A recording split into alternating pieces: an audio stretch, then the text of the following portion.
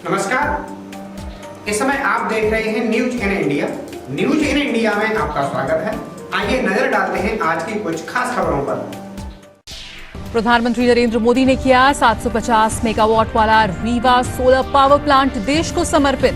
कहा, solar panel सहित तमाम उपकरणों के लिए आयात पर निर्भरता खत्म करने का है वक्त।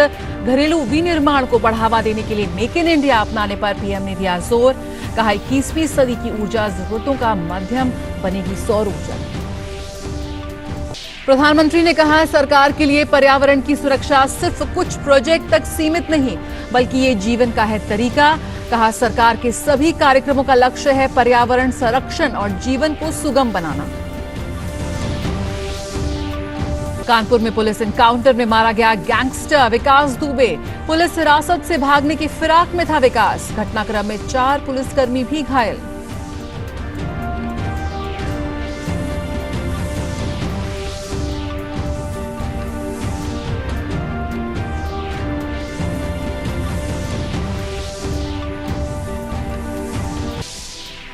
भारत चीन के बीच सीमा मामलों पर परामर्श और समन्वय के लिए गठित कार्यतंत्र की बैठक आज वीडियो कॉन्फ्रेंस के जरिए संयुक्त सचिव स्तर की हो रही है वार्ता।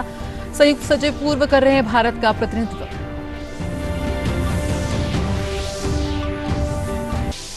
यूपी में आज रात 10 बजे से सोमवार सुबह 5 बजे तक लॉकडाउन। पश्चिम बंगाल में सभी कंटेनमेंट जोन में 7 दिन, जबकि बिहार के 10 जिले में आज से लॉकडाउन। असम के कोलाघाट और जोरहाट में भी कल रात से लॉकडाउन लागू।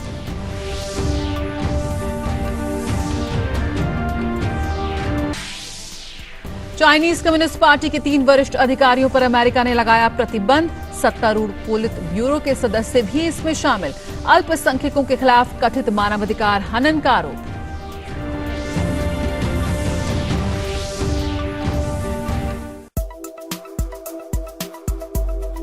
उत्तर प्रदेश के फिरोजाबाद जनपद के सिरसागंज थाना क्षेत्र के गांव सोथरा निवासी अर्जुन की हत्या उसकी पत्नी ने अपने प्रेमी के साथ मिलकर गमछे से गला दबाकर की थी। थाना सिरसागंज पुलिस ने आरोपी मोहिनी और उसके प्रेमी हैप्पी उर्फ सुरजीत को गिरफ्तार करके हत्याकांड का खुलासा कर दिया। पुलिस ने गुरुवार को दोनों को गिरफ्तार करके जेल भेज दिया। आपको बता दें कि विगत 27 जून को थाना सिरसागंज के गांव सोथरा निवासी अर्जुन कुमार का शव घर के बाहर पड़ा मिला था। सूचना पर पहुंची पुलिस ने शव को पोस्टमार्टम के लिए भेज दिया था। मामले में मृतक की पत्नी मोहिनी देवी ने अर्जुन के ट्रैक्टर चालक गोलू पर हत्या का आरोप लगाते हुए तहरीर दी थी। मामले की विवेचना करते समय थाना अध्यक्ष सिरसागंज गिरीश चंद्र गौतम को हत्या में मोहिनी के शामिल होने के सबूत मिले। गुरुवार सुबह पुलिस ने सूचना पर मोहिनी और उसके प्रेमी हैप्पी उर्फ सुरजीत को सोथरा स्थित ओवरब्रिज के नीचे से गिरफ्तार कर लिया। कड़ाई से पूछताछ में मोहिनी ने अर्जुन की हत्या करने की बात कबूल की। सीओ डॉक्टर ईरज रजा ने बताया कि मोहिनी के विगत 1 वर्ष पूर्व लखनऊ निवासी हैप्पी उर्फ सुरजीत से विवाहेतर संबंध हो गए थे। जानकारी पर अर्जुन विरोध करने लगा।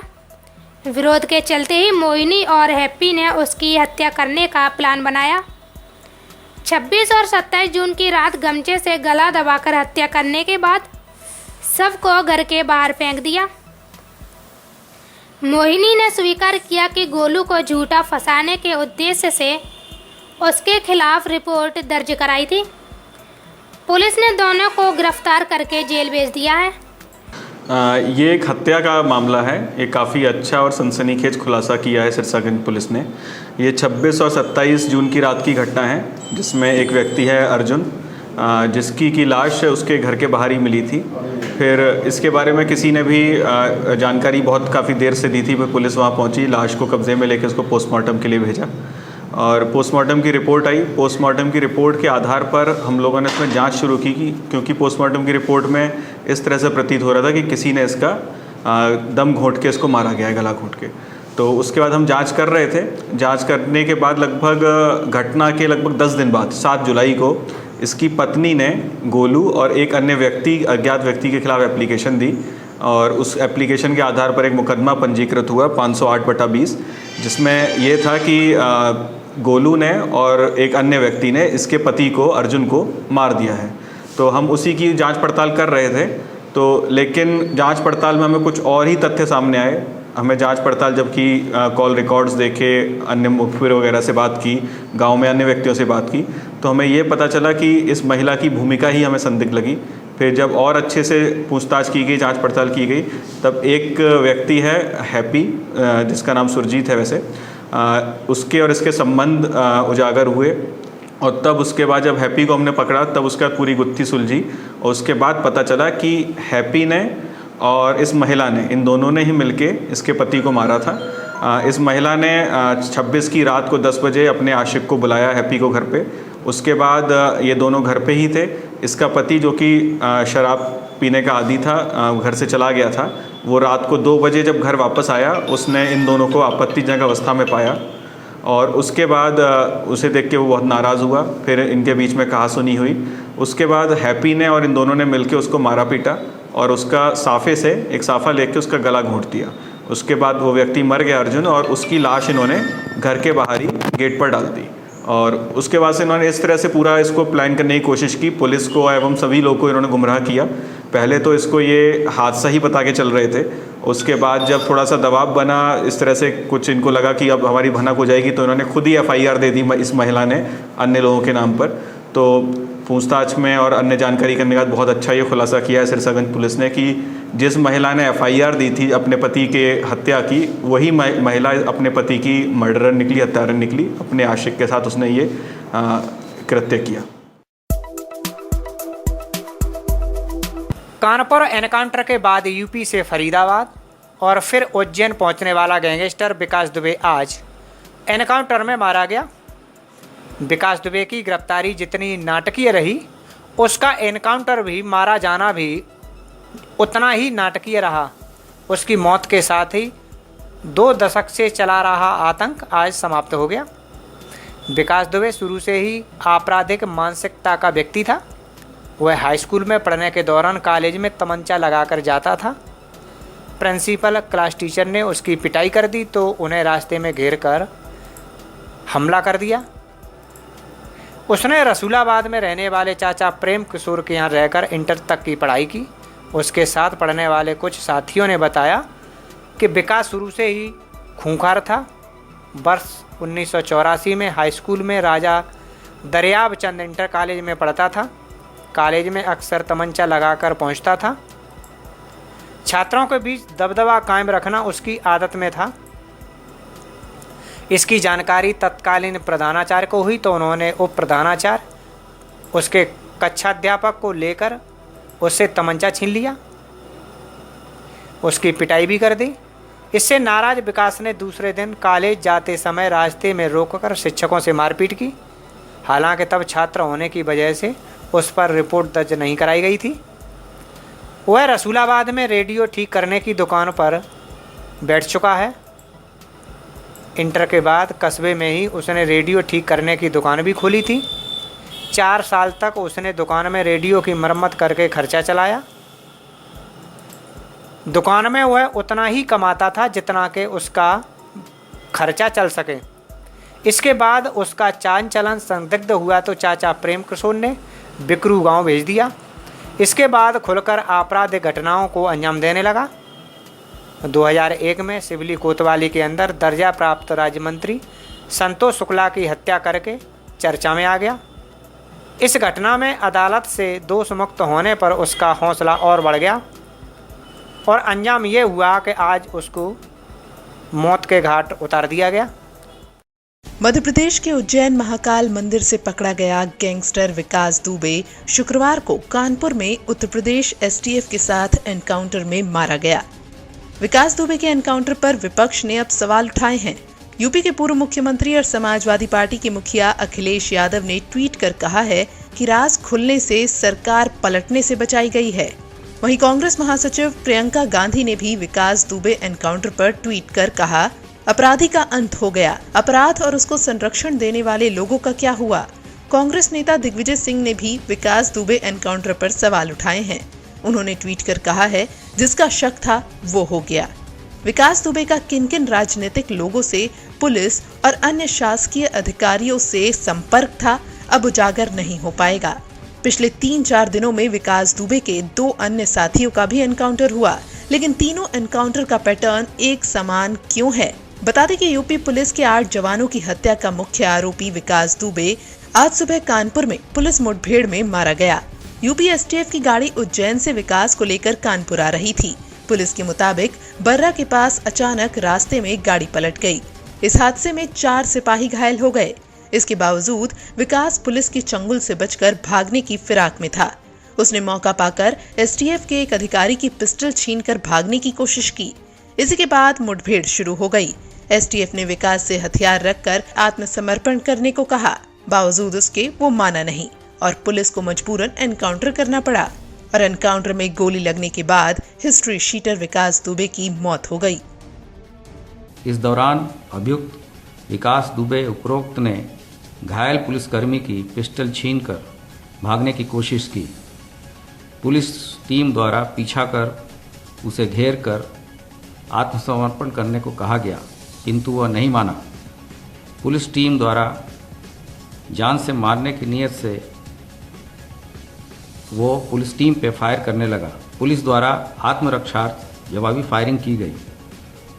उपरोक्त विकास दुबे घायल हो गया, जिसे तत्काल ही इलाज हेतु अस्पताल ले जाया गया, जहां इलाज के दौरान उसकी मृत्यु हो गई। इस पूरे प्रकरण में जो पुलिसकर्मी घायल हैं वो 4 सिविल पुलिस के लोग घायल हैं, जिसमें 3 सब इंस्पेक्टर हैं, 1 कांस्टेबल है तथा एसटीएफ के 2 कमांडो को भी गंभीर चोटें आई हैं। इस प्रकार इस अभियोग में टोटल 21 अभियुक्त नामजद थे तथा 60 से लेकर 70 लोग अन्य अभियुक्त थे, जिसमें से अब तक 3 लोग गिरफ्तार किए जा चुके हैं, 6 अभियुक्त मारे जा चुके हैं। 120 बी के अंतर्गत 7 लोगों की गिरफ्तारी हो करके जेल भेजा गया है तथा अभी भी 12 इनामिया बदमाश अभी भी वांछित चल रहे हैं।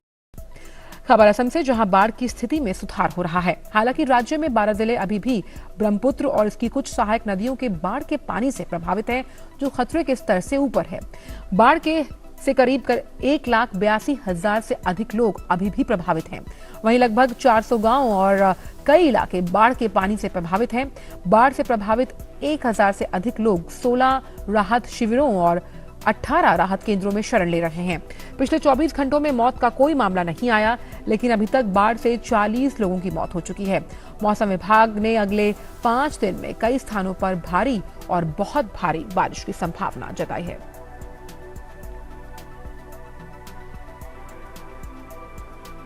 वहीं नेपाल के तराई वाले इलाकों में पिछले 24 घंटों के दौरान हुई अच्छी बारिश से बिहार की नदियों का जलस्तर एक बार फिर बढ़ने लगा।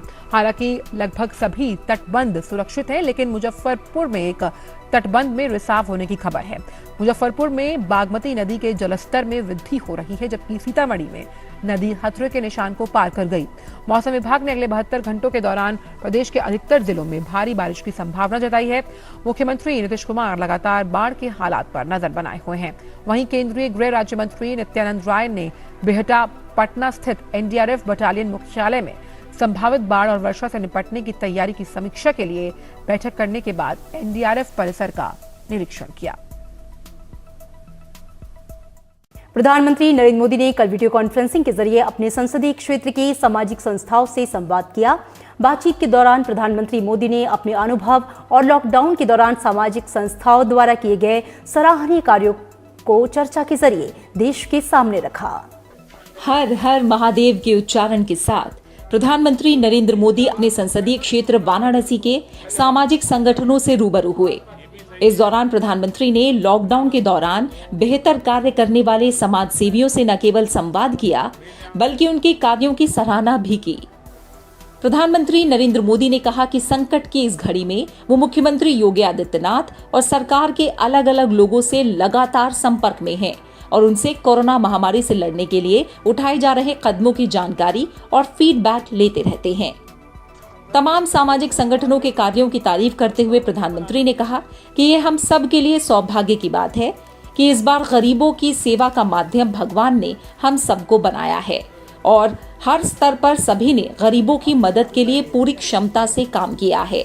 उन्होंने बताया कि फिलहाल काशी में करीब 8,000 करोड़ रुपए के अलग अलग प्रोजेक्ट्स पर काम तेजी से चल रहा है और इससे कई लोगों को रोजी रोटी भी मिली हुई है। प्रधानमंत्री ने कहा कि जब स्थितियां सामान्य होंगी तो बनारस में पुरानी रौनक भी उतनी ही तेजी से लौटेगी। साथियों, हम तो काशीवासी हैं और कबीरदास जी ने कहा है, सेवक फल मांगे नहीं, सेव करे दिन रात। सेवा करने वाला सेवा का फल नहीं मांगता, दिन रात निस्वार्थ भाव से सेवा करता है। दूसरों की निस्वार्थ सेवा के हमारे यही संस्कार हैं जो इस मुश्किल समय में देशवासियों के काम आ रहे हैं। इसी भावना के साथ केंद्र सरकार ने भी निरंतर प्रयास किया है कि कोरोना काल के इस समय में सामान्य जन की पीड़ा को साझा किया जाए, उसको कम करने के लिए लगातार कोशिश की जाए। गरीब को राशन मिले, उसकी जेब में कुछ रुपये रहें, उसके पास रोजगार हो और वो अपने काम के लिए ऋण ले सके। इन सभी बातों पर ध्यान दिया है। साथियों, आज भारत में 80 करोड़ से ज्यादा लोगों को, यह आंकड़ा बहुत बड़ा है, 80 करोड़ से ज्यादा लोगों को मुफ्त राशन दिया जा रहा है। इसका बहुत बड़ा लाभ बनारस के भी गरीबों को, श्रमिकों को हो रहा है। आप कल्पना कर सकते हैं कि भारत अमेरिका से भी 2 गुनी आबादी से,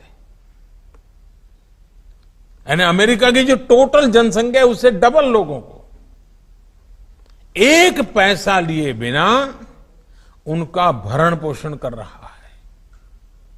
और अब तो इस योजना को नवंबर अंत तक, यानी दीपावली और छठ पूजा यानी 30 नवंबर तक इसको बढ़ा दिया गया है। हमारी कोशिश यही है कि किसी गरीब को त्योहारों के समय में खाने पीने की कमी ना हो। खाने के साथ साथ लॉकडाउन के कारण गरीब को खाना पकाने के लिए ईंधन की दिक्कत ना हो, इसके लिए उज्ज्वला योजना के लाभार्थियों को पिछले 3 महीने से मुफ्त गैस सिलेंडर दिया जा रहा है। साथियों, गरीबों के जनधन खाते में हजारों करोड़ रुपए जमा कराना हो या फिर गरीबों के, श्रमिकों के रोजगार की चिंता, छोटे उद्योगों को, रेहड़ी ठेला लगाने वालों को आसान ऋण उपलब्ध कराना हो या खेती, पशुपालन, मछली पालन और दूसरे कामों के लिए ऐतिहासिक फैसले, और सरकार ने लगातार काम किया है। कुछ दिन पहले ही 20,000 करोड़ रुपए की मत्स्य संपदा योजना को भी मंजूरी दी गई है। इसका लाभ भी इस क्षेत्र के मछली पालकों को होगा। इसके अलावा यहां यूपी में कुछ दिन पहले ही रोजगार और स्वरोजगार के लिए एक और विशेष अभियान चलाया गया है। इसके तहत हमारे जो हस्तशिल्पी हैं, बुनकर है, दूसरे कारीगर है या फिर दूसरे राज्यों से जो भी श्रमिक साथी गांव लौटे हैं, ऐसे लाखों कामगारों के लिए रोजगार की व्यवस्था की गई। कानपुर के बिकरू गांव में डीएसपी सहित 8 पुलिस वालों की हत्या करने वाले 5 लाख के इनामी अपराधी विकास दुबे को बृहस्पतिवार सुबह बेहद नाटकीय तरीके से उज्जैन के महाकाल मंदिर परिसर से गिरफ्तार किया गया। वारदात के बाद से फरार विकास यूपी, दिल्ली, हरियाणा, मध्य प्रदेश पुलिस को चकमा देकर दर्शन करने मंदिर पहुंचा था। गिरफ्तारी के बाद विकास से पुलिस ट्रेनिंग सेंटर में 2 घंटे से ज़्यादा पूछताछ की गई। इसके बाद उसे मध्य प्रदेश पुलिस ने उत्तर प्रदेश की एसटीएफ को सौंप दिया। विकास दुबे को कानपुर ला रही एसटीएफ की 2 गाड़ियां पलट गईं।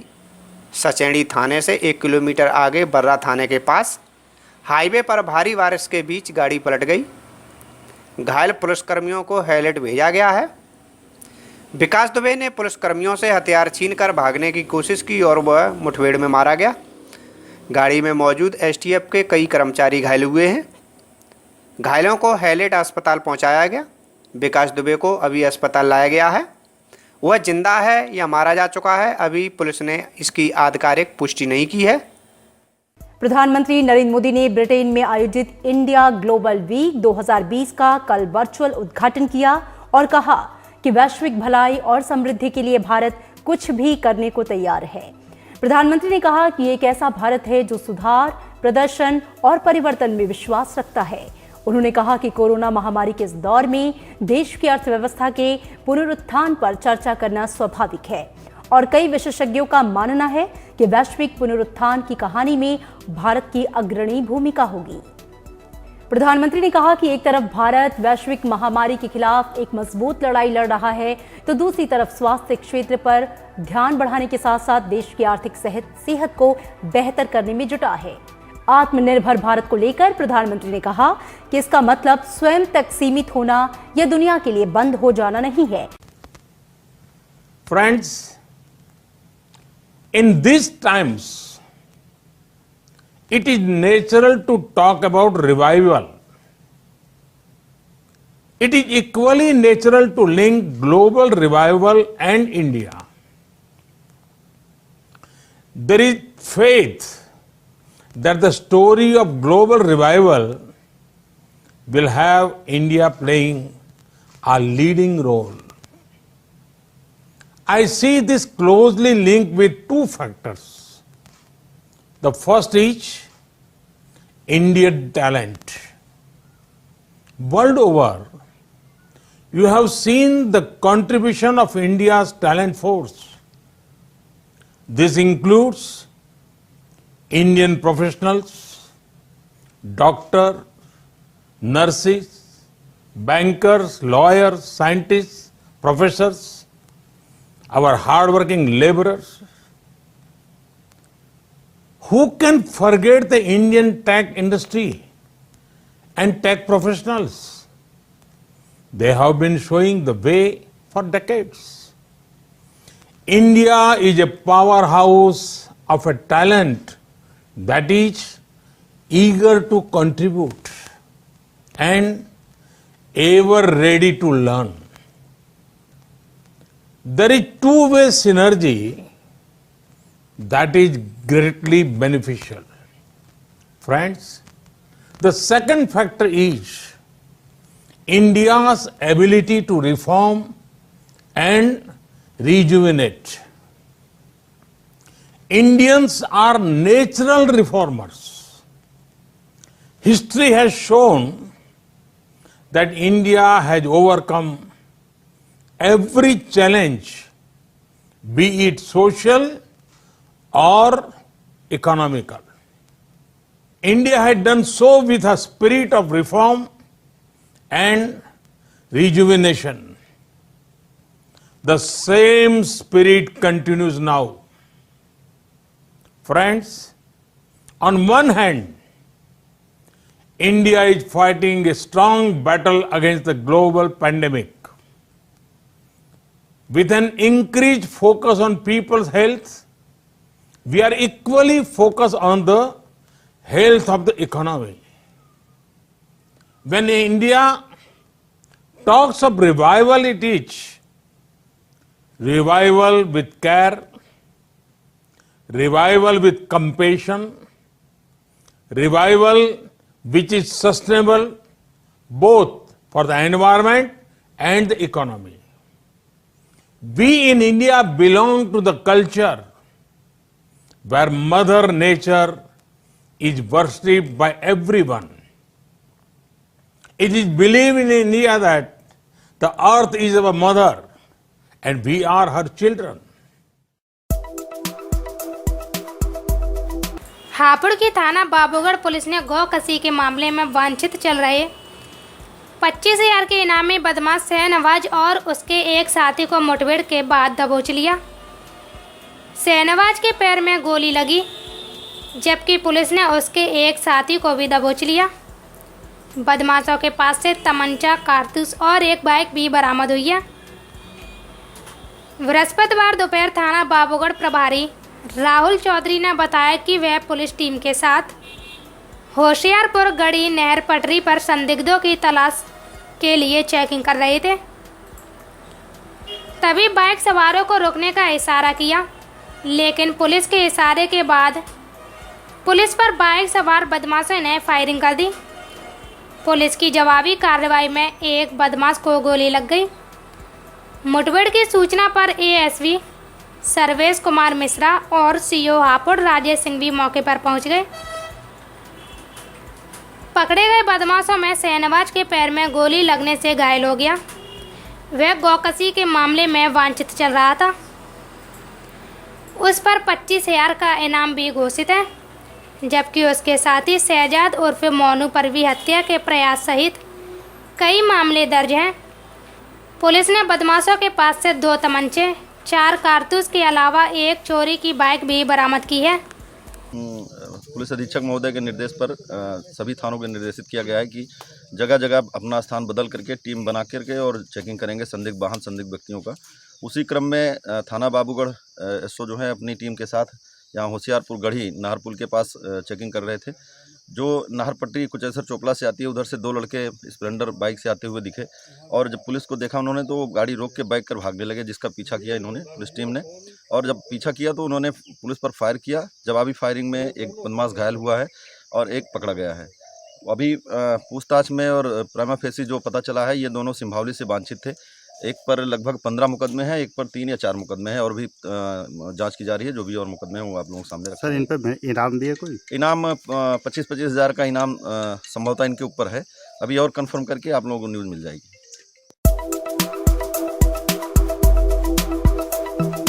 उत्तर प्रदेश में एक बार फिर योगी सरकार ने संपूर्ण लॉकडाउन लागू करने का फैसला किया है। प्रदेश में शुक्रवार रात 10 बजे से 13 जुलाई सुबह 5 बजे तक संपूर्ण लॉकडाउन लागू करने की घोषणा की गई है। मुख्य सचिव राजेंद्र कुमार तिवारी ने बताया कि प्रदेश में कोविड-19 की वर्तमान स्थिति की समीक्षा के बाद यह फैसला लिया गया। लोगों को जागरूक करने के लिए 4 दिन का संपूर्ण लॉकडाउन किया जाएगा। मुख्य सचिव ने बताया कि लॉकडाउन के दौरान प्रदेश में सभी कार्यालय, बाजार, व्यावसायिक प्रतिष्ठान सभी बंद रहेंगे। हालांकि इस दौरान स्वास्थ्य एवं चिकित्सकीय सेवाएं, आवश्यक वस्तुओं की आपूर्ति पूर्व की तरह रहेगी। उन्होंने आगे बताया कि आवश्यक कार्यों से जुड़े व्यक्तियों, कोरोना वॉरियर, स्वच्छता कर्मी, लोगों के आने जाने पर कोई प्रतिबंध नहीं होगा। रेलवे का आवागमन पहले की तरह जारी रहेगा। रेलों से आने वाले यात्रियों के आवागमन के लिए बसों की व्यवस्था उत्तर प्रदेश राज्य सड़क परिवहन निगम द्वारा की जाएगी। अंतर्राष्ट्रीय घरेलू हवाई सेवाएं पहले की तरह जारी रहेंगी। हवाई अड्डों से अपने गंतव्य स्थल को जाने वाले व्यक्तियों, यात्रियों के आवागमन पर कोई प्रतिबंध नहीं होगा।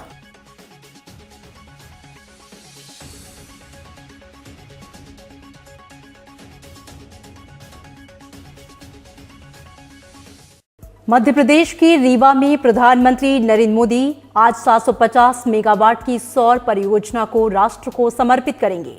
रीवा सौर परियोजना देश में अन्य सौर परियोजनाओं की तुलना में कम दरों में बिजली उपलब्ध कराने वाली पहली परियोजना होगी, जिसमें प्रतिवर्ष कार्बन उत्सर्जन 15 लाख टन कम होगा।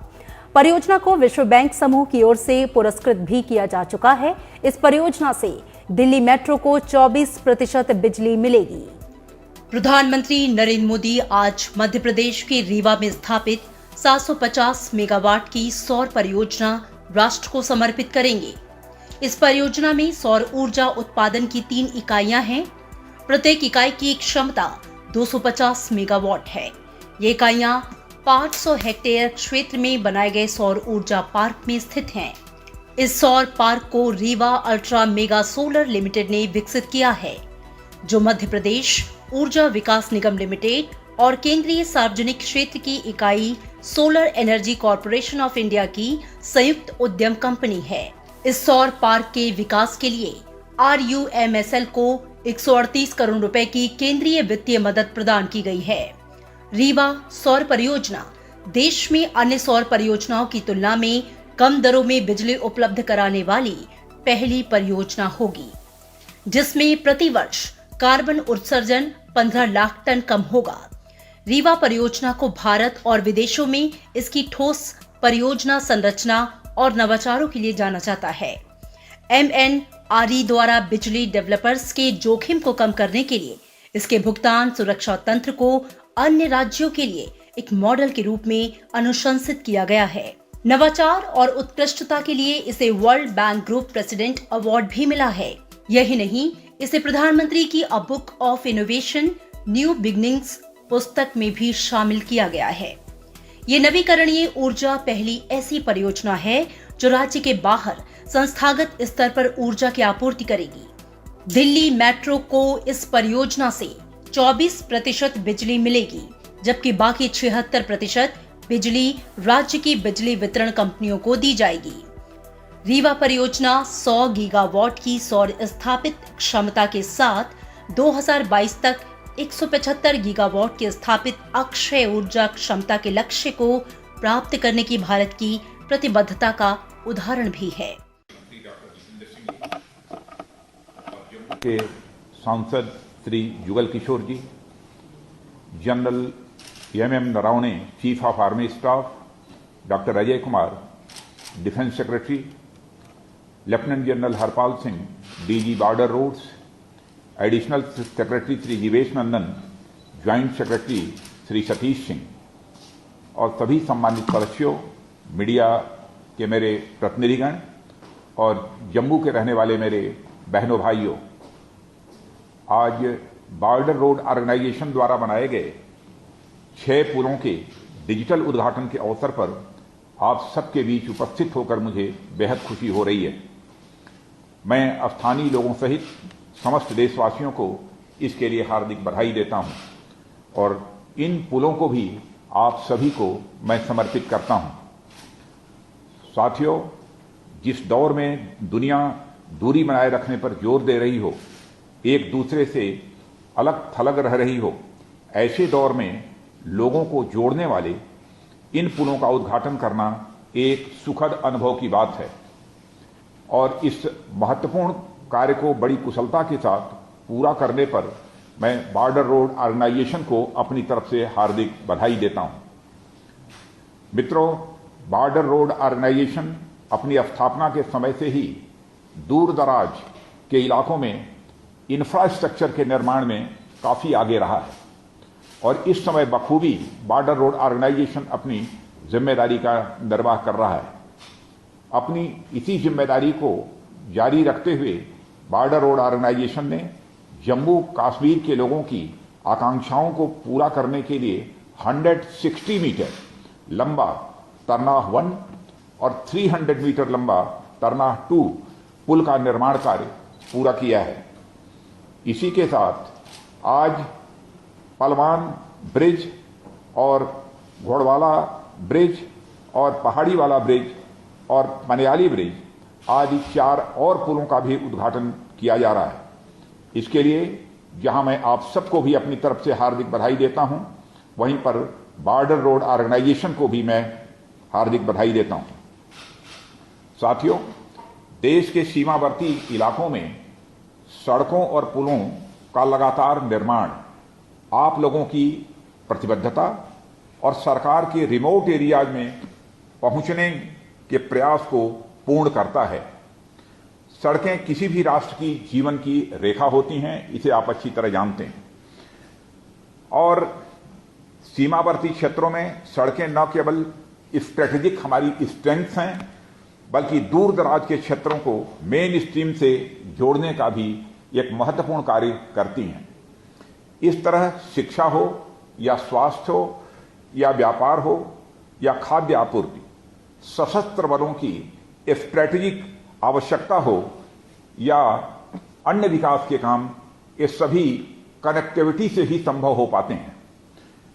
और मैं यह मानता हूं कि सुदूर क्षेत्रों के विकास में ही देश का विकास भी ये छिपा हुआ है। ठीक वैसे ही जैसे किसी पहिए की धुरी यानी उसका केंद्र तभी आगे बढ़ पाता है जब उसकी पेरीमीटर आगे बढ़ती है। इस तरह देश के सर्वांगीण विकास में आप लोगों का बहुत ही अहम योगदान है, ऐसा मैं मानता हूं। मुझे बताया गया है कि यहाँ के स्थानीय लोगों को बारिश के मौसम में काफी कठिनाइयों का सामना करना पड़ता था। उन्हें NH-44 यानी जम्मू पठानकोट रोड के सहारे अपना रास्ता तय करना पड़ता था। यह रास्ता तो लंबा पड़ता ही था, साथ ही समय और ईंधन का भी काफी नुकसान होता था। इन पुलों के बनने से जहां स्थानीय लोगों को राहत मिलेगी और समय पड़ने पर सेना के काफिले भी तेजी से आगे बढ़ सकेंगे। 217 गांवों के लगभग 4 लाख लोगों को इस सड़क एवं पुल के निर्माण का सीधा लाभ पहुंचने वाला है। मुझे यह कहते हुए गौरव की अनुभूति हो रही है कि इन पुलों का निर्माण दुश्मनों द्वारा निरंतर सीमा पर गोलीबारी के बावजूद समय पर पूरा कर लिया गया है। साथियों, मैं आपको यह पूरा विश्वास दिलाना चाहता हूं कि जितनी मुस्तैदी के साथ आप देश के लिए काम करते हैं, उतनी ही मुस्तैदी के साथ यह सरकार आप लोगों के लिए काम करने का भी प्रयास करती है। हमारा हमेशा प्रयास रहा है कि हम देश के विकास में जी जान से लगे हमारे कर्मियों और संगठनों को अधिक से अधिक सुविधा और आधुनिक उपकरण उपलब्ध कराए जाएं। मुझे जानकर खुशी है कि बॉर्डर रोड ऑर्गेनाइजेशन द्वारा नवीनतम तकनीकों और अत्याधुनिक उपकरणों के प्रयोग से पिछले 2 वर्षों के दौरान 2200 किलोमीटर से अधिक सड़कों की कटिंग, लगभग 4200 किलोमीटर की सड़कों की सरफेसिंग और लगभग 5800 मीटर स्थानीय पुलों का निर्माण किया गया है। इसके लिए मैं डीजी बॉर्डर ऑर्गेनाइजेशन और उनकी पूरी टीम को मैं पुनः अपनी तरफ से बधाई देता हूं। लॉकडाउन की अवधि के दौरान भी बीआरओ ने उत्तर पूर्वी राज्यों उत्तराखंड, हिमाचल प्रदेश और केंद्र शासित प्रदेशों जम्मू कश्मीर और लद्दाख में निरंतर काम किया है। मुझे यह घोषणा करते हुए बेहद खुशी हो रही है कि अटल टनल पर काम पूरा होने वाला है और जल्दी ही इसे राष्ट्र को समर्पित किया जाएगा। मैं आदरणीय प्रधानमंत्री जी से मैं यह आग्रह करूंगा कि इस टनल का शुभारंभ उन्हीं के हाथों से हो। हमारी सरकार ने यह सुनिश्चित किया है कि स्ट्रेटेजिक रोड्स के निर्माण के लिए बॉर्डर रोड ऑर्गेनाइजेशन को पर्याप्त रिसोर्सेज उपलब्ध कराई जाए। करंट ईयर में कोविड-19 महामारी के बावजूद हम बीआरओ के रिसोर्सेज में कमी नहीं आने देंगे, मैं यह आपको विश्वास दिलाता हूं। साथ ही मंत्रालय के द्वारा बॉर्डर रोड ऑर्गेनाइजेशन के इंजीनियरों और कार्मिकों की सुविधा का भी ध्यान रखा जाएगा। मित्रों, हमारी सरकार की जम्मू कश्मीर के विकास में गहरी दिलचस्पी है। जम्मू कश्मीर और आर्म्ड फोर्सेस के लोगों की आवश्यकता को ध्यान में रखते हुए कई अन्य विकास कार्य भी पाइपलाइन में हैं, जिन्हें उचित समय में घोषित किया जाएगा। जम्मू क्षेत्र में इस समय लगभग 1000 किलोमीटर लंबी सड़कों का निर्माण का सिलसिला चल रहा है और मुझे पूरा विश्वास है यह निर्माण कार्य भी शीघ्र ही पूरा होगा। इस अवसर पर मैं जम्मू कश्मीर के लोगों को उनके सहयोग के लिए आभार व्यक्त करता हूं और मुझे यकीन है कि आधुनिक हाई कैपेसिटी रोड्स और ब्रिजेज के निर्माण से क्षेत्र में समृद्धि आएगी। हमारी सरकार हमारी सीमाओं पर बुनियादी ढांचों को बढ़ावा देने के लिए पूरी तरह से प्रतिबद्ध है और इसके लिए आवश्यक संसाधन भी उपलब्ध कराए जाएंगे। और मैं यह भी कहना चाहूंगा कि आपके उधमपुर के सांसद डॉक्टर जितेंद्र सिंह जी, जो भारत सरकार में मंत्री हैं, और आपके जम्मू के सांसद जुगल किशोर जी भी समय समय पर बराबर इन ब्रिजों के निर्माण के बारे में अपनी चिंता व्यक्त करते थे। अंत में मैं एक बार फिर से बॉर्डर रोड ऑर्गेनाइजेशन के एम्प्लॉइज और ऑफिसर्स को उनके उत्कृष्ट कार्य के लिए तथा समस्त देशवासियों को इस अचीवमेंट के लिए अपनी हार्दिक बधाई देता हूं। आप सबको बहुत बहुत धन्यवाद।